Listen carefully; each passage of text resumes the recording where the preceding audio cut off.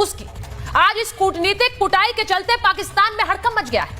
भारत ने कल पाकिस्तान के खिलाफ एक डिप्लोमेटिक स्ट्राइक करते हुए 5 बड़े फैसले लिए हैं। इन 5 बड़े फैसलों से पाकिस्तान में इस वक्त भारी बौखलाहट है। भारत ने साफ कह दिया है कि पाकिस्तानियों भारत छोड़ो, सभी वीजा रद्द होंगे, पाकिस्तान के राजनयिक भी भारत छोड़ो, अटारी बॉर्डर भी बंद होंगे। लेकिन इसी के साथ सबसे बड़ा फैसला जल संधि रोकने का।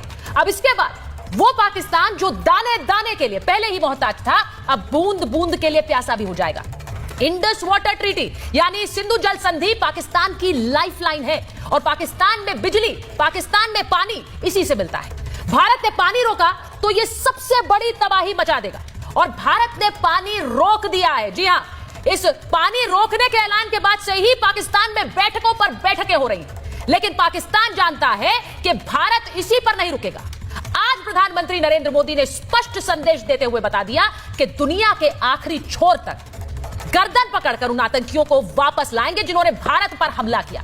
पाकिस्तान में इस वक्त डर यही है कि भारत उनके कौन से हिस्से पर कब हमला कर देगा, उन्हें नहीं पता है।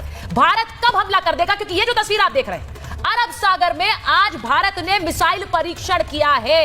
यह संदेश पाकिस्तान को है।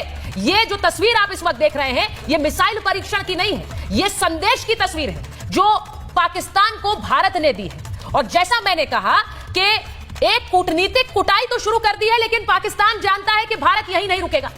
एक अलर्ट मचा हुआ है वहां पर। आपको मैं सबसे पहले प्रधानमंत्री का वो बयान सुनाना चाहती हूं, जिस बयान के बाद पाकिस्तान जानता है कि कुछ बड़ा होने वाला है। पाकिस्तान जानता है कि सिर्फ ये डिप्लोमेटिक स्ट्राइक पर भारत नहीं रुकने वाला। जरा सुनिए आज नरेंद्र मोदी ने देश की जनता से क्या कहा। और मैं ये भी आपको बताऊं कि आज बिहार में प्रधानमंत्री नरेंद्र मोदी ने एक संदेश अंग्रेजी में भी दिया है और उसका सीधा मतलब यह कि अंग्रेजी में दिया संदेश दुनिया के देशों के लिए है कि पाकिस्तान से भारत बदला लेगा। जरा सुनिए देश के प्रधान सेवक ने क्या कहा। यह हमला सिर्फ निहत्थे पर्यटकों पर नहीं हुआ है।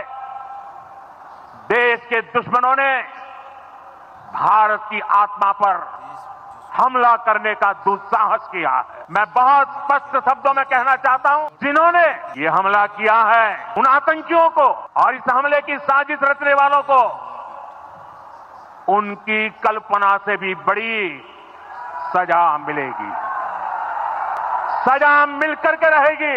अब आतंकियों की बची खुची जमीन को भी मिट्टी में मिलाने का समय आ गया है।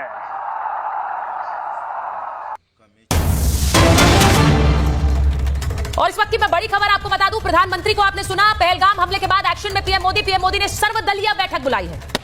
थोड़ी देर में सर्वदलीय बैठक शुरू होने वाली है। गृह मंत्री अमित शाह और विदेश मंत्री एस जयशंकर इस बैठक के लिए पहुंचे हैं। सर्वदलीय बैठक, ये तस्वीरें आपको मैं सर्वदलीय बैठक की दिखा रही हूं। प्रधानमंत्री ने इस सर्वदलीय बैठक को बुलाया है। इस बैठक से पहले गृह मंत्री अमित शाह और विदेश मंत्री एस जयशंकर राष्ट्रपति भवन पहुंचे थे। वहां उन्होंने जाकर राष्ट्रपति को भी ब्रीफ किया है, उन्हें भी जानकारी दी। और अब ये सर्वदलीय बैठक यानी अलग अलग राजनीतिक दल के नेताओं को इस बैठक में भारत जो कदम उठा रहा है उसकी जानकारी दी जाएगी। यानी कि इस बैठक के जरिए अभी उठाए गए कदम और आने वाले समय के लिए भी एक ब्रीफिंग राजनीतिक दल को दी जा रही है। अब भारत में जहां एक तरफ ये बैठक शुरू होने वाली है, उसकी तस्वीरें मैं आपको दिखा रही हूं, वहीं दूसरी तरफ पाकिस्तानी सेना में एक बेचैनी बढ़ गई।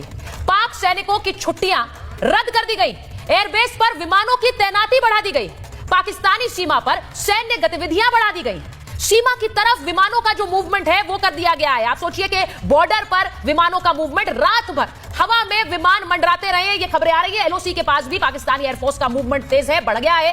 ये फ्लाइट मूवमेंट, सेना की छुट्टियां रद्द होना, ये सब दिखाता है कि पाकिस्तान में कैसे इस वक्त हड़कंप मचा हुआ है। जो मैं आपको बता रही हूं, पाकिस्तान में हड़कंप मचे होने की ये तस्वीर। इसी सब के बीच जो एक और बड़ी खबर आ रही है मेरे पास, मैं वो भी आपको बताऊं कि पाकिस्तान ने इस सब के बीच एक गिदड़ भपकी भी दी है।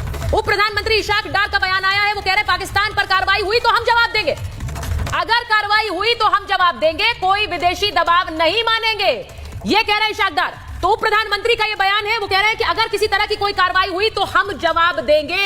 ये इसलिए कह रहे हैं क्योंकि पाकिस्तान ने अभी तक ये नहीं माना कि उसने हमला किया। वो बार बार आरोप लगाता रहा है कि कैसे भारत पाकिस्तान की छवि खराब करने के लिए कह रहा है। लेकिन मैं आपको कबूलनामा सुनवाती हूं, आपको मैं कबूलनामा सुनवाऊंगी कि कैसे पाकिस्तान ऑक्यूपाइड कश्मीर के जो नेता हैं अनवरुल हक, उन्होंने साफ साफ शब्दों में माना कि भारत को चोट पहुंचा रहे हैं उनके लड़ाके, और वो ये भी कह रहे हैं कि दिल्ली से लेकर पीओके तक ये गूंज सुनाई देगी। मैं आपको सबसे पहले शर्मनाक कबूलनामा सुनाना चाहती हूं, जिसके बाद ये मैं आगे बढ़ूं। जरा सुनिए पाकिस्तान कैसे मान रहा है कि वो दिल्ली से लेकर कश्मीर तक हमले करा रहा है।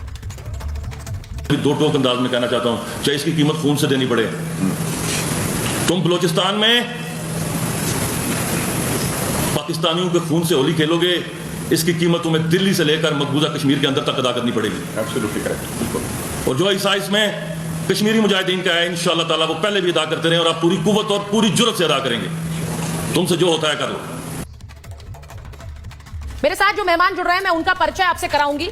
मैं इस वक्त यह भी बताऊं कि वहां एक सर्वदलीय बैठक चल रही है। मैं पहले बीजेपी के राष्ट्रीय प्रवक्ता के शर्मा जी के पास जाऊंगी। एम्बेसडर दीपक वोरा हमारे साथ जुड़ रहे हैं, मेजर जनरल संजय मेस्टन हमारे साथ जुड़ रहे हैं, कर्नल शैलेंद्र सिंह हमारे साथ जुड़ रहे हैं। बहुत बहुत स्वागत है आप सभी का। मेरे पाकिस्तान के मेहमान भी जुड़ने वाले हैं, मैं उनके पास भी जाऊंगी। आरजू काज़मी वरिष्ठ पत्रकार हैं, हैदर हयात खान डिफेंस एक्सपर्ट हैं। लेकिन मैं पहले हिंदुस्तान के जो हमारे मेहमान हैं उनके पास जा रही हूं, तो उन्हें स्क्रीन पर रखिए। मैं सबसे पहले के शर्मा जी आपके पास जा रही हूं। प्रधानमंत्री नरेंद्र मोदी आज बिहार में थे और उन्होंने आज जो बात कही कि धरती के आखिरी छोर तक जाएंगे और इस हमला करने वालों को ढूंढ कर लाएंगे और ऐसी सजा देंगे कि दुनिया देखेगी। लेकिन बड़ी